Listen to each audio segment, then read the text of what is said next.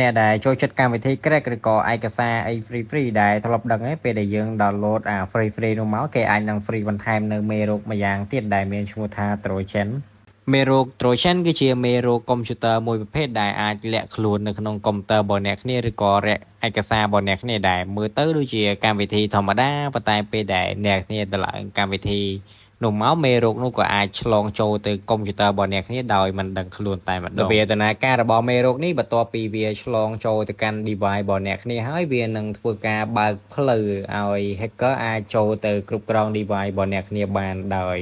សេរីតែម្ដងហើយមេរោគនេះភាគច្រើនគេប្រើប្រាស់ទៅក្នុងការលួចទិន្នន័យឬក៏បើកឯកសាររបស់អ្នកគ្នាឬក៏ដំឡើងមេរោគផ្សេងៗបន្ថែមទៅកាន់ device របស់អ្នកគ្នាហើយរបៀបដែលមេរោគអាចឆ្លងចូលទៅកាន់ device របស់អ្នកគ្នាបានដូចជាមេរោគទូទៅទេភាគច្រើនដូចជាមកតាមកម្មវិធីដែល